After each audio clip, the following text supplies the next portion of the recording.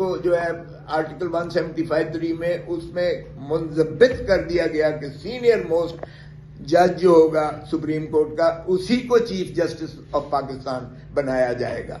تو اس ناطا سے اب ظاہر ہے کہ سینئر پیونی جج جو اس وقت تھے جسٹس منصور علی شاہ صاحب، جو میں سمجھتا ہوں ایک بہت ہی تھنکنگ جج اور بہت ہی ان کی مدلل اور مفصل قسم کے فیصلہ جات آتے ہیں، اور انٹرنیشنلی بھی ان کا ایک امیج ہے، اور پاکستان کی جہاں جہاں انہوں نے نمائندگی کی ہے وہاں امپرنٹ انہوں نے چھوڑا ہے. انٹلیکچوئل اتنے وہ ماشاءاللہ جید جج ہیں. ان کو چونکہ انہوں نے ایک مخصوص نشستوں کے کیس میں انہوں نے فیصلہ کیا کہ نہ صرف پی ٹی آئی جو ہے ایک پولیٹیکل اینٹی ہے، ایک حقیقت ہے، ایک سیاسی جماعت کے طور پر ابھر کر سب سے بڑی ایک حقیقت ہے پاکستان کی، بلکہ ان کی مخصوص نشستوں کا بھی حق ہے، اس لیے کہ پروپورشنل ریپرزنٹیشن یعنی متناسب نمائندگی کے اعتبار سے یہ جو مخصوص نشستیں فیمیل کو دی جاتی ہیں یا مائنورٹیز کو دی جاتی ہیں، یہ انہی کے تناسب سے جو انہوں نے ووٹ لیے ہیں اور جتنی نشستیں انہوں نے لی ہیں اسی کی نسبت سے ملیں گی. اور ظاہر ہے کہ اس میں سے ہماری سیٹیں جو تھیں 60 ہماری بنتی تھیں سیٹیں 4 صوبائی اسمبلی میں اور سینٹ میں، اور وہ ہمیں جو ہے محروم وہ دے دی گئیں 8 جج صاحبان نے، جس کی سربراہی چیف جسٹس آف پاکستان اس وقت کے جو ہے وہ کر رہے تھے، اپنا قاضی فائز عیسیٰ صاحب کر رہے تھے. تو 8 جج صاحبان نے جو منصور علی شاہ صاحب، سید منصور علی شاہ صاحب کی جو ہے میجورٹی ججمنٹ تھی، اس میں انہوں نے مخصوص نشستیں پی ٹی آئی کو دیں. اب یہ ظاہر ہے کہ آئینی بینچ کو بنانا مقصود ہی یہ تھا کہ اب 2/3 کس طرح سے کرنا ہے. یہ اٹھانے سے بھی شاید کام اتنا نہ بنتا، اغوا کرنے سے بھی کام نہیں بنتا تھا، پیسے خریدنے سے بھی کام شاید نہیں بنتا تھا. پی ٹی آئی بار بار جو ہے مولانا فضل الرحمان کی بھی شاید ان کو یہ ہے کہ کیوں کر ان کے جا کے پاؤں پڑے ہر مرتبہ، سو ان کو بھی بائی پاس کرنا مقصود تھا. تو یہ انہوں نے فیصلہ جو لیا ماشاءاللہ، وہ آئینی بینچ نے بھی اس جو 17 ججز کا جس کی سربراہی خود قاضی فائز کر رہے تھے، ان کی سربراہی کو جو منصور علی شاہ صاحب کی 8 رکنی فیصلہ تھا اس کو ریورس کروایا اس آئینی بینچ سے، اور مخصوص نشستیں ہماری ساری کی ساری اٹھا کر اور بندر بانٹ کر کے ساری وہ بھی اب دے دی گئی حکومتی جماعتوں کو اور اتحادیوں کو دے دی گئی، جن کی بنتی ہی نہیں تھی ان کو بھی دے دی گئی. یہ دنیا میں کبھی کہیں نہیں ہوا، متناسب نمائندگی کے اصول پر یہ کبھی ایسا نہیں ہوا. اب آپ اندازہ کیجئے گا اس طریقے سے آپ اگر 2/3 پوری کرتے ہیں تو یہ فراڈ ہے قوم کے ساتھ. یہ 2/3 جو اس طرح سے حاصل کر کے 26ویں ترمیم بھی رات کی تاریکی میں بنائی گئی، وہ بھی فراڈ تھا اس قوم کے ساتھ. آئین کے اوپر ایک غاصبانہ قبضہ تھا، ڈاکہ تھا آئین کے اوپر. اور اسی طرح اب اس پر بھی تسلی اور تشفی نہیں ہو رہی ہے، چونکہ وہ دیکھتے ہیں کہ اس آئینی بینچ میں بھی جو ہے اختلاف واضح آ گیا، سامنے آ گیا ہے، قوم کے سامنے آ رہا ہے. اور پھر ایک وہ نشستی نہیں تھی، ایک وہی فیصلہ نہیں تھا. اب آپ دیکھیں کہ انہوں نے اس میں جو ٹرانسفریبل کر دیا کہ ججز کی جو ہے ٹرانسفر کی جا سکتی ہے. اب چونکہ اسلام آباد ہائی کورٹ کی جوڈیشری جو تھی وہ انہوں نے دیکھا کہ جب انہوں نے چیف جسٹس کو اسلام آباد ہائی کورٹ سے سپریم کورٹ میں لیا تو باقی سارے ججز جو ہیں وہ ماشاءاللہ دوسری جانب یا وہ جید تھے، وہ قانون کی بالادستی چاہتے تھے، آئین پر عملداری چاہتے تھے. اب ان کو کس طرح بائی پاس کیا جائے؟ تو یہ باہر سے ججز امپورٹ کر کے یہ پیراشوٹرز کے طور پر یہ تشریف لے کر آگے ان کو لایا گیا، اور لانے کے بعد چیف جسٹس کو بھی ان کے زیر نگین کر دیا گیا اور من پسند چیف جسٹس بٹھا دیا گیا اسلام آباد ہائی کورٹ میں. آپ دیکھ رہے ہیں کہ وہ 5 جج صاحبان خود جو ہے پٹیشن لے کر، نالش لے کر سپریم کورٹ میں پہنچ گئے، اور اس پر بھی کیا ہوا، فیصلہ اس آئینی بینچ نے ماشاءاللہ فیصلہ دے دیا کہ جی نہیں، ٹھیک کیا گیا ہے، ان کو جو ہے لایا گیا ہے. اس میں بھی 3-2 کی ریشو کے ساتھ 2 جج صاحبان نے، جس میں میں ان کو بھی خراج تحسین پیش کرتا ہوں، بلوچستان سے جو جج صاحب ہیں، انہوں نے بہت مفصل اور مدلل اور مضبوط ایک فیصلہ دیا کہ یہ ایسا نہیں ہو سکتا کہ اس کو جو ہے کسی چیف جسٹس بنایا جا سکے. اس سینئر موسٹ جج کے ہوتے ہوئے اسی کا استحقاق ہے کہ اسی کو جج بنایا جائے. تو وہ بھی جو ہے حکومت کے حق میں فیصلہ دے دیا گیا تاکہ یہ جو ہے اسلام آباد ہائی کورٹ پر بھی قبضہ اس طریقے سے کیا جائے.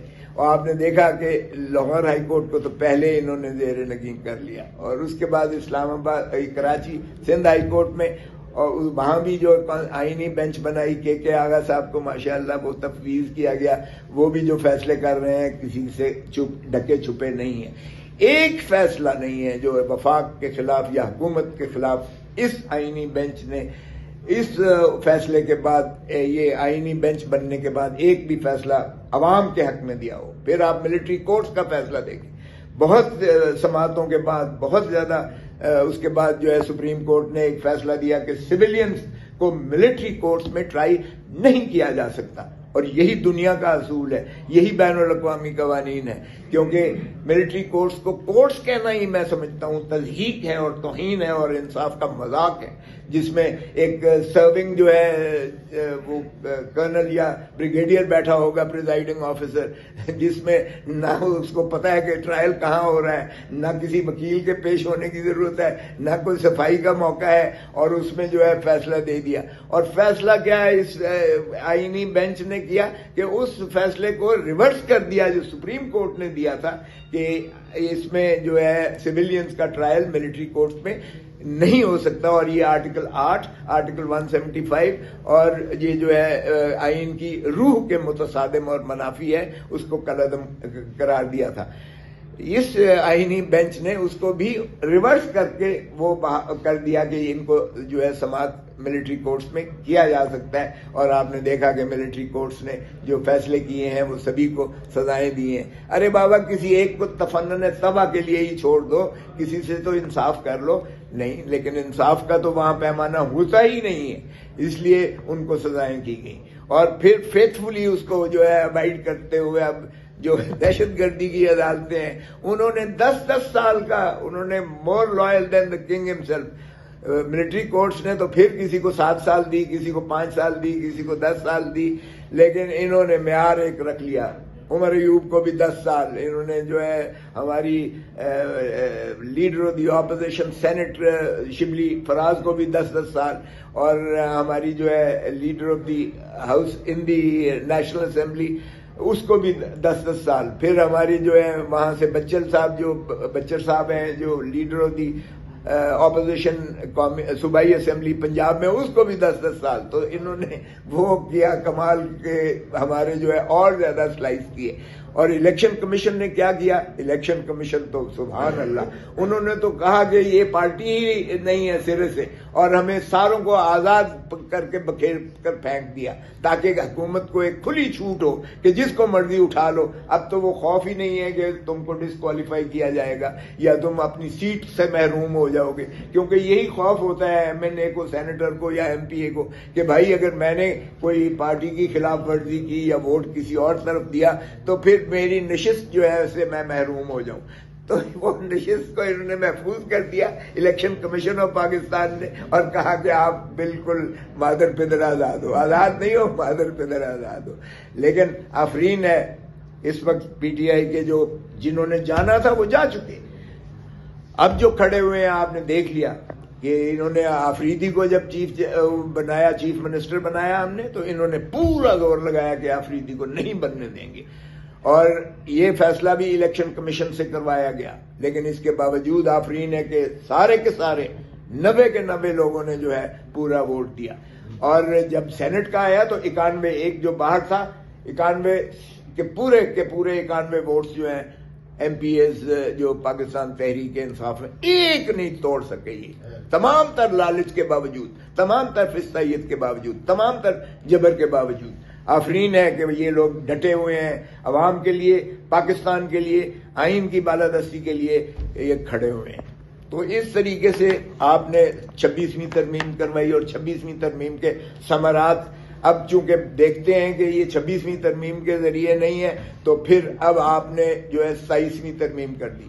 دیکھیں جنرل پرویز مشرف کو سزائے موت ہوئی تھی, سزائے موت ہوئی تھی کہ آئین سے کھلواڑ جو ہے آرٹیکل 6 میں آیا تھا کہ آئین سے جس نے کھلواڑ کیا ہے وہی ایک جرم ہے جو ہائی ٹریزن ہے، اور ہائی ٹریزن کی سزائے موت ہے متعین کی گئی ہے. ایک ہی جرم ہے، ایک ہی سزا ہے جو آئین میں تعین کیا گیا ہے. تو اب کسی کو تو تحفظ دینا تھا، اب وہ تحفظ بھی ضروری تھا دینے کے لیے، اور تا حیات ہم نے جو ہے ساروں کو مستثنا کر دیا. تا حیات یہ کبھی نہیں ہوا. آرٹیکل 248 ہے، وہ میں خود گورنر رہا ہوں، گورنر کو بھی اور صدر کو بھی آرٹیکل 248 میں اس وقت تک استثناء ہوتا ہے جب تک وہ during the currency of his office, جب تک وہ اس عہدے پر رہتا ہے تب تک اسے استثناء ہوتا ہے. کسی بھی فوجداری جرم سے اس کو جواب دہی نہیں کی جا سکتی ہے. لیکن یہ کبھی نہیں ہوا کہ تا حیات ہی ہو جائے. تو تا حیات نہ صرف صدر کو دیا گیا ہے استثناء، جن کے خلاف خود بہت سارے مقدمات ہیں ماشاءاللہ، وہ خیر نپٹ چکے، شاید ختم ہو چکے، لیکن ان کے تو آپ کو پتہ ہی ہے کہ کتنے NRO بھی جو ہوا تھا وہ بھی آپ کے سامنے ہے، سارا سبھی کو پتہ ہے. لیکن اب تا حیات صدر صاحب کو بھی اور آرمی کے جو کمانڈرز ہیں ان کو بھی جو ہے تا حیات جو ہے وہ دے دیا گیا ہے. یہ آج تک نہیں ہوا کبھی کہ اگر کوئی جرم کیا ہے تو پھر دیکھیں آرٹیکل 126 بھی ہے کہ تمام قوانین کو اسلام کے وہ مطابق ڈھانچہ کیا جائے گا، اور اسلام کے منافی کسی قانون کو جو ہے وہ متصور نہیں کیا جا سکتا، وہ کالعدم متصور ہوگا. تو اسلام تو حضور صلی اللہ علیہ وسلم ہو یا خلفائے راشدین ہو، ایک بتا دیں کہ حضور صلی اللہ علیہ وسلم نے یا خلفائے راشدین نے کبھی تشخیص اور تمیز کی ہو کہ یہ چونکہ حاکم ہے، حکمران ہے، یا یہ سپاہ سالار ہے، تو اس کو تو جرم سے جو مرضی کرے اس کو تو تا حیات استثناء ہے. تو پھر کہاں گیا وہ اسلامی تشخص اس آئین کا؟ یہ تو پریمبل سے شروع ہوتا ہے اور خود جو ہے آخر تک جاتا ہے کہ اسلام کے متصادم اور ماورا کوئی قانون نہیں بنایا جائے گا، اور سبھی کو ڈھانچا جائے گا، ڈھالا جائے گا اسلام کے مطابق اور شرع کے مطابق ڈھالا جائے گا. تو یہ کیا اسلام اور شرع کے مطابق اور قرآن اور سنت کے مطابق یہ قانون بنا ہے کہ آپ نے ساروں کو استثناء دے دی؟ ماشاءاللہ ان کو بھی دے دی جنہوں نے آئین سے کھلواڑ کیا، ان کو بھی دے دی جنہوں نے 17 سیٹوں والوں کو وزیر اعظم بنا دیا، ان کو بھی دے دی جنہوں نے جو ہے اس طریقے سے فسطائیت کر کے پارلیمان کے اندر گھس کر 10 MNAs کو اٹھا لیا. وہ بھی عجیب بات ہے. عمران خان کو آپ ہائی کورٹ کی جو ہے بایو میٹرک کے کمرے سے گرفتار کرتے ہیں اور سپریم کورٹ فیصلہ دیتی ہے کہ یہ سینکچوری آف جسٹس میں کوئی بھی جا کے کسی کو گرفتار نہیں کر سکتا ہے، اور اسے کالعدم قرار دیا گیا.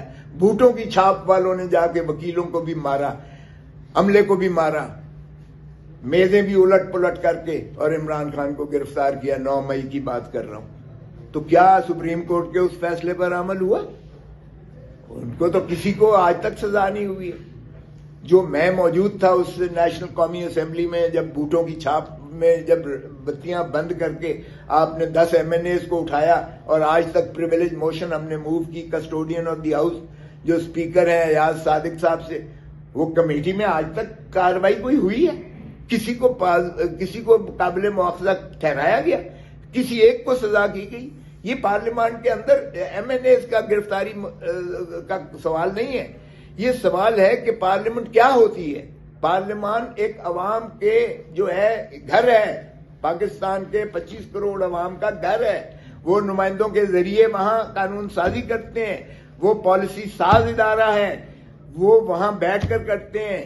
یہ MNAs پر حملہ نہیں تھا، یہ پاکستان کی جمہوریت پر حملہ تھا، یہ پاکستان کی وفاق پر حملہ تھا، یہ پاکستان کی ریاست پر حملہ تھا، یہ پاکستان کے نظام پر حملہ تھا. یہ ڈاکہ سب سے بڑا جرم میں سمجھتا ہوں ہے. لیکن کیا کسی کو پرواہ ہے؟ کسی نے پکڑا اس کو؟ کسی کو؟ ہم نے تو چیختے رہے ہمیں، اور ہمیں کہتے ہیں ٹھیک ہے آپ نے بیٹھنا ہے بیٹھو، نہیں بیٹھنا تو نہ بیٹھو. یہ طبیعت طرز عمل انہی کا ہو سکتا ہے جن کی عوام کے ساتھ کوئی وابستگی نہیں ہے. اب ظاہر ہے کہ یہ لانے والوں کی ہی غلامی کرنی ہوگی. تو لانے والوں کی غلامی اس انداز سے کی گئی ہے کہ آپ کو ساری زندگی کے لیے مستثنا ہے، آپ جو مرضی کریں. اس لیے دلیری سے کریں. آپ نے جو چادر چار دیواری کو پامال کیا ہے, آپ نے جو MNAs اٹھائے ہیں, آپ نے جو ہمیں اقتدار میں بٹھایا ہے, آپ جو مرضی کرتے رہیں, آپ سے کوئی تا حیات پوری زندگی آپ سے کوئی نہیں پوچھے گا, کوئی عدالت, کوئی آپ کو ادارہ, کوئی آپ کو چھو نہیں سکتا ہے, کوئی ہاتھ نہیں لگا سکتا ہے. اس سے تو پھر اور کیا, اس نے یہ تو شاید انگریز بادشاہ نے بھی جو ہے اس وقت امپیریلسٹک فورسز نے بھی نہیں کیا تھا جب پاکستان پر ان کا قبضہ اور غلبہ تھا. اگر اس طرح سے غلامی جو ہے, یہ تو نہ پاکستان کے آئین جو عمرانی معاہدہ ہے اس میں کوئی چیز اس چیز کی جو ہے وہ متقاضی ہے, اور نہ ہی پاکستان کے 25 کروڑ عوام اس چیز کو جو ہے برداشت کریں. آج آپ کے سارا سامنے ہے, سوشل میڈیا کا ڈیجیٹل دور ہے, آپ پر جو چوتھا ستون ہے اس ریاست کا, اتنی قدغنیں لگائی گئی ہیں پیکا ایکٹ میں, اتنی زیادہ کی ہے کہ اب اگر آپ ان کے مطابق خبر دیں گے تو وہ مثبت خبر ہوگی, مثبت خبر ہوگی وہ, اور اگر آپ حقیقت پر مبنی جو ہے سچ بتائیں گے قوم کو تو پھر وہ فیک نیوز ہوگی, 3 سال سزا ہوگی, 20 لاکھ روپے آپ کو جرمانہ ہوگا. اس طرح سے کیا گیا ہے. اور یہاں آپ دیکھیں کہ کیا کیا گیا ہے کہ جو جج صاحبان جو ہیں وہ ٹرانسفر کر دیا. ٹرانسفر بھئی ایک جو ہے آپ کے حق میں اگر اس کے آشکارا ہے نظریے, بدقسمتی یہ ہے کہ اس وقت جس بینچ کے پاس لگتا ہے عوام کو پہلے پتا ہے کہ فیصلہ کیا ہونا ہے.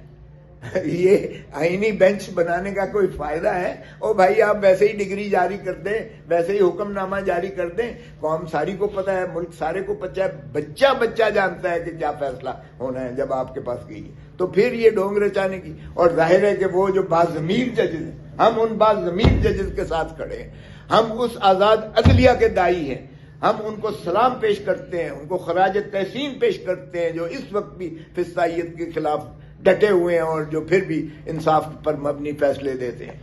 تو ان کو مانے کرنے کے لیے اب بڑا آسان ہے, ان کی کن پٹی پر جو ہے اس طرح رکھنا, یہ بندوق رکھ کے دیے کہ اگر تم ٹرانسفر نہیں قبول کرتے ہو تو جاؤ, تمہیں چھٹی, پھر تم فارغ ہو, نوکری سے ہی فارغ کر دیا ہے. یعنی اگر اسلام آباد کے جج صاحبان کو کسی کو کوئٹہ بھیجتے ہیں, کسی کو پشاور بھیجتے ہیں, کسی کو کراچی بھیجتے ہیں, اور اگر وہ نہیں جاتا یا وہ ریزسٹ کرتا ہے تو یہ گھر جائے گا, وہ فارغ ہو جائے گا. تو یہ کن پٹی پر یہ رکھنے کے مترادف ہے. اور اس طرح کے قوانین کبھی بھی یہ جو ہے آئین اس کی اجازت نہیں دیتا, نہ کوئی دنیا کا ضابطہ اجازت دیتا ہے. اب آپ دیکھیں کہ اس میں جو کچھ کیا گیا ہے, اس میں ججز صرف یہ نہیں ہے کہ ہائی کورٹ کے, سپریم کورٹ کے ججز پر بھی یہ تلوار لٹکا دی گئی ہے. تو سپریم کورٹ کو تو ویسے ہی گھر بھیج دیا گیا ہے, بالکل دفن کر دیا گیا ہے, فارغ کر دیا گیا ہے. اب اس وقت پریمیسی جو ہے وہ اس کو فیڈرل کانسٹیٹیوشن کورٹ کو ہے, یعنی وفاقی آئینی عدالت کو ہے. وفاقی آئینی عدالت کے جو جج ہیں ان کو مقرر کون کرے گا؟ وزیر اعظم مقرر کرے گا, صدر صاحب مقرر کریں گے مشورہ وزیر اعظم پر. تو یہ ایگزیکٹو اپوائنٹمنٹ ہو جائے گی. آپ اور کہاں سے باقی جج صاحبان 7 یا 9 ہیں جتنے بھی ہیں وہ باقی صوبوں سے لیں گے, اور وہ بھی اس کا کرائیٹیریا دے دیا گیا ہے پہلے. اب اگر آپ اپنے من پسند ججز کو ایگزیکٹو اپوائنٹ کرتی ہے تو پھر ظاہر ہے کہ وہ فیصلے کیا دیں گے وہ بھی آپ کو سمجھ آ رہی ہے. تو سپریم کورٹ کو بالکل ثانوی حیثیت دے دی ہے. سپریم کورٹ کا وہ جو دنیا میں اور جو پاکستان کے بچہ جانتا ہے, جو وکیل آج بن رہا ہے, وہ بھی سمجھتا ہے کہ سپریم کورٹ ایک جو ہے الٹیمیٹ کورٹ آف جسٹس ہے. لیکن اب وہ منہدم کر دی گئی ہے, اس کو جو ہے بالکل ختم کر دیا گیا ہے تقریباً. وہ آپ کے ہمارے جو ہے وہ آرڈینری کیسز وہ سنتی رہے گی, اور باقی جو ہے سارے کے سارے آئینی. اور پھر اس کو اختیار بھی دے دیا گیا ہے, یعنی فیڈرل شریعت کو, فیڈرل کانسٹیٹیوشن کورٹ یہ بھی ہے کہ وہ کوئی بھی مقدمہ جو کسی بھی عدالت میں ہو وہ اٹھا کے اپنے پاس بھی رکھ سکتی ہے. تو میں عرض کرتا ہوں, اسی لیے میں کہہ رہا ہوں کہ ہم اس کی شدید مخالفت کرتے ہیں, اس 27ویں ترمیم کی. 27ویں ترمیم یہ اس فسطائیت کا الٹیمیٹ جو ہے یہ نچوڑ ہے کہ یہ انہوں نے اپنے آپ کو پرپیچویٹ کرنا ہے اس فراڈ کو جو 8 فروری 2024 کا فراڈ تھا اس کے تسلسل اور اس کو جو ہے اس کے اوپر قبضہ کرنے کے لیے، ریاست پر قبضہ کرنے کے لیے یہ 26ویں اور 27ویں ترمیم کی گئی ہے، اور 28ویں ترمیم بھی آیا جاتی ہے، کیونکہ یہ جو ڈرامہ رچایا گیا ہے پیپلز پارٹی کو تھوڑا سا جو ہے اسپیس دی گئی ہے کہ جی NFC ایوارڈ میں آپ کا ہوگا، اور MQM کو کہا گیا ہے کہ بلدیاتی نظام کو آپ کا جو ہے وہ بھی بعد میں کنسیڈر کریں گے، یا ANP کو کہا گیا ہے کہ آپ کے خیبر پختونخوا کے نام پر آپ کا جو ہے وہ بعد میں کریں گے، کنسنسس کے ساتھ کریں گے۔ تو یہ سارا کو بعد میں مجتمع رکھنے کے لیے، تاکہ کیونکہ ہوا ایک ہی ہے، خوف انہیں ایک ہی ہے کہ عمران خان ڈٹا ہوا ہے، عمران خان پاکستان کے عوام کی دلوں کی دھڑکن ہے، عمران خان پاکستان کے عوام سے کبھی غداری نہیں کرے گا، اور وہ ان کا مقدمہ لڑتا رہے گا، اور جب تک حقیقی آزادی عوام کو میسر نہیں آتی وہ لڑتا رہے گا، اور ہم اس کے سپاہی کے طور پر انشاءاللہ ہر فورم پر جو ہے ہم وہ کرتے رہیں گے۔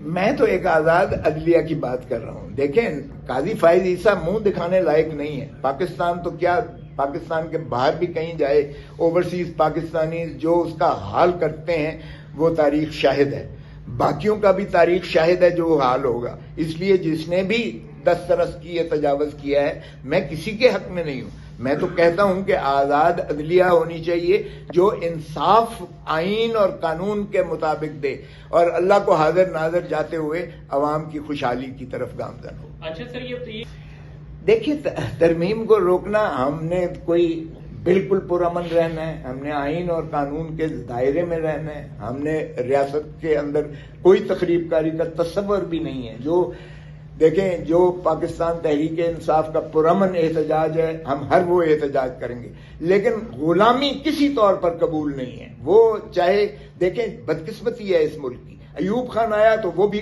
عمر بھر کے لیے قبضہ رکھنا چاہتا تھا اس ریاست پر، یحییٰ خان آیا، ملک اس نے توڑ دیا، لیکن وہ بھی عمر بھر کے لیے چاہتا تھا۔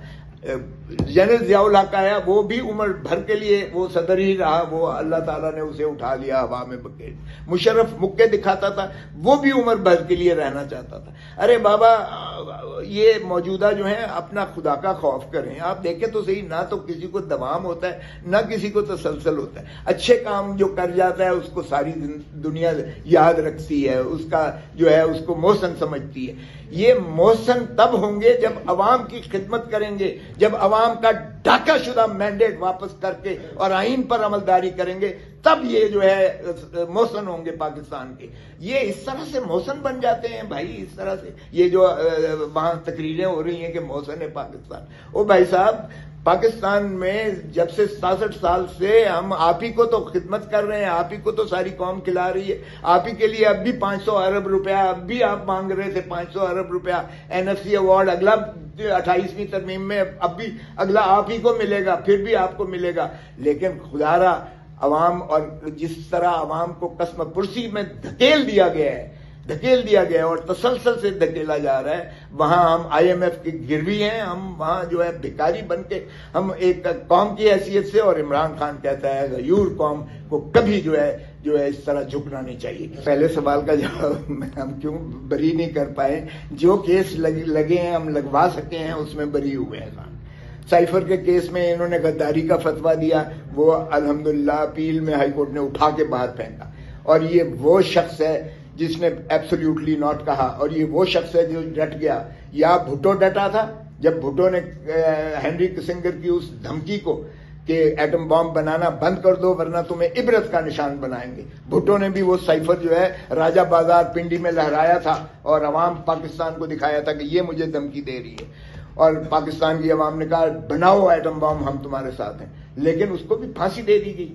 اب جو ہے اس نے اگر کہا ہے تو آپ نے جو ہے اس کو بھی جو ہے سائفر کا کیس بنا کر جس طریقے سے اس کو سزائیں کی، بالا عدالت سے ہم نے بری کروایا اسے۔ اس طرح عدت کا کیس، اسلام کو بھی بدنام کیا، اس سے زیادہ کوئی شرمناک مقدمہ نہیں ہو سکتا ہے جو عدت کا کیس بنایا. وہ بھی اپیل میں آپ نے دیکھا ہم نے اس کو بھی بری کروا کے اٹھا کے پھینکا. اب آ جائیں 190 ملین پاؤنڈ. ہم تو استدعا کر رہے ہیں, گڑ گڑا کے کہہ رہے ہیں. میں نے خود جو ہے وہ جا کے عمران خان کا خط یا افریدی صاحب کو دیا, چیف جسٹس کو, جو انہوں نے علیمہ خان کے ذریعے دیا تھا. میں نے خود دیا تو انہوں نے اس میں لکھا ہوا ہے کہ ہمارے کیس لگاؤ. جس دن ان کے کیس عمران خان کے جس عدالت میں بھی لگیں گے, صرف عمران خان کے نہیں بلکہ ہمارے باقی جو اسیران ہیں ان کے بھی کیس جس دن لگیں گے, کیونکہ نیچے سے تو فیصلہ لکھا ہوا ملتا ہے. معاف کیجئے گا, یہ ہے عدالتی نظام ہمارا جس کو یہ اصلاح کرنے جا رہے ہیں 26ویں ترمیم کے ذریعے اور 27ویں ترمیم کے ذریعے. یہ اس فسطائیت کو کور اپ دینے کی ہے, یہ کوئی اصلاح نہیں ہے, یہ اس کو طوالت دینے کی ہے. اب آپ دیکھیں ایک فیصلہ بھی عمران خان کے یا کسی ہمارے اسیران کے حق میں نیچے سے نہیں ہوا, اور اوپر ایک فیصلہ بھی جو ہے وہ بحال نہیں رہا. ہم تو اس مستدعی ہیں کہ خدا را اس کو آپ لگائیں. ہم چیخ کے کہہ رہے ہیں. اسلام آباد ہائی کورٹ میں ہر ہفتے ہم تاریخ کے لیے جا کے اکٹھے ہوتے ہیں. چیف جسٹس آف پاکستان کو دیا ہے, اور بتائیں ہمارے پاس کیا رہا ہے. اور دوسری بات آپ کی سوال کہ جی ہم اسمبلی سے بائیکاٹ کیوں کر جاتے ہیں, وہ بھائی کیا کریں, وہاں اسپیکر جو ہے ہمارا مائک بند کر دیتا ہے. آپ کی مہربانی ہے کہ آپ ہمیں سن رہے ہیں, ورنہ یہ کب کا مائک بند ہو چکا ہوتا. ہمیں بولنے کوئی نہیں دیتے. تو مجھے بتائیں کہ پھر اگر اس طرح سے ہم نے جا کے صرف ان کو لیجیٹیمیسی کنفر کرنی ہے تو پھر تو ہمارے بیٹھنے کا کوئی حق نہیں ہے, کوئی طریقہ نہیں ہے. تو پھر ہم واک آؤٹ اسی لیے کرتے ہیں کہ بھائی جب ایوان کی جو ہے بے توقیری ہو گئی ہے, یہاں کوئی فیصلہ ہونا نہیں ہے. اور آپ حیران ہوں گے, اب لا منسٹر کے پاس مسودہ نہیں تھا 26ویں ترمیم کا, 27ویں ترمیم کا مسودہ نہیں تھا. اس حکومت کی تو یہ بے بسی ہے, انہیں کہیں اور سے مسودے ملتے ہیں, یہ لکھے ہوئے ملتے ہیں ان کو, نیچے سے عدالتوں کو فیصلے لکھے ہوئے ملتے ہیں. مجھے بتائیں کہ کیا ایسے نظام میں آپ سمجھتے ہیں کہ کوئی جمہوریت نام کی آئین نام کی قانون نام کی کوئی چیز رہ گئی ہے؟ بس کر دیں خدا را, یہ استثناء دینا بند کر دیں. آپ کا کیا خیال ہے یہ استثناء روکے گا کسی کو؟ جب بھی قوم اس حساب لے گی, محاسبہ کرے گی, تو پھر یہ ساری چیز آئیں گی. فارم 47 بھی آئے گا, یہ قوم پر جس طرح سے مسلم کیا گیا ہے ایک جبر کا نظام, یہ بھی آئے گا, اور جس طرح مینڈیٹ پر ڈاکہ ڈالا گیا ہے یہ بھی آئے گا, اور یہ سارا حساب لے گی قوم. تاریخ کسی کو معاف نہیں کرتی. میری بات سمجھے نہیں یا میں سمجھا نہیں پایا. بھائی نیچے سے عدالتیں جو ہے فیصلے ہمارے خلاف کر رہی ہیں. ہائی کورٹ سپریم کورٹ ٹھیک ہے آپ کے مطابق؟ میرے مطابق ٹھیک نہیں ہے, لیکن ہم کہتے ہیں کہ بھائی ہم کہتے ہیں سنو ہمیں سنو تو صحیح. جب سنواتے ہیں تو پھر آپ بیٹھے ہوتے ہیں, دنیا بیٹھی ہوتی ہے, اخبارات ہوتے ہیں, میڈیا ہوتا ہے, سارا کھل کے ننگا ہو کے سامنے آ جاتا ہے کہ کوئی چیز نہیں ہے جس پہ اس سزا کو برقرار رکھا جا سکے. پھر وہ عدالت بھی, ہم دیکھیں ہم قانون کے وہ طالب علم ہیں, قانون کی لغت میں یہ چیز ہے ہی نہیں, اس لیے کہ نیچے والا تو سنتا ہی نہیں ہے. نیچے والا جو کچھ کرتا ہے اسے لکھا ہوا ملتا ہے, لیکن اوپر ہم سنوانے کے تو کم از کم حقدار ہیں. پھر دنیا اوپن کورٹ ہے, نیچے والی اوپن کورٹ ہے. آپ کا خیال ہے جیل میں کوئی عدالت ہوتی ہے, اس کو عدالت کہتے ہیں آپ؟ تو یہ جس طریقے سے فسطائیت ہو رہی ہے, ہم تو کہتے ہیں بھائی سنیں, سپریم کورٹ سنیں, ہائی کورٹ سنیں, ہم تو کہتے ہیں سارے ججز بیٹھے بھلے, لیکن سنو تو صحیح نا. اب اگر آپ اب 26ویں ترمیم ابھی چل رہی ہے, زیر التوا ہے, ابھی وہ فیصلہ نہیں ہوا ہے, اور 27ویں ترمیم آ گئی ہے. یہ دنیا کے کہیں ملک میں دیکھا ہے ایسا ہوتا ہوا کہ 26ویں ترمیم کا ابھی فیصلہ نہیں ہوا؟ اگر وہ سپریم کورٹ کہتی ہے, ابل تو خیر یہ میری بھی ایک وہ والی بات ہے, الگ والی بات ہے, لیکن اگر اب مفروضہ تو یہی ہے نا, یا منظور ہوگی یا وہ خارج ہوگی. اگر منظور ہو جاتی ہے ہماری پٹیشن اور 26ویں ترمیم کو کالعدم قرار دے دیا جاتا ہے, تو پھر 27ویں ترمیم کہاں جاتی ہے؟ اس لیے پہلے بھائی صاحب 26ویں ترمیم کا فیصلہ تو کر لو, اس کو کر تو لو پہلے. 27ویں ترمیم کی تو بعد میں آئے گی. اگر 26ویں ترمیم کا یہ آتا ہے کہ یہ آئینی بینچ غلط بنا ہے اور یہ بن نہیں سکتا تھا آئین کے مطابق 1973 کے آئین کے, اور یہ آزاد عدلیہ پر یہ قدغن لگائی گئی ہے, یہ اس کو مجروح کیا گیا آئین کی روح کو, تو پھر یہ کیسے ہو سکتی ہے 27ویں ترمیم؟ اس لیے 27ویں ترمیم کا ہونے کے لیے آپ کو 26ویں ترمیم کا جواز ضروری تھا، وہ نہیں کیا گیا. ٹھیک ہے.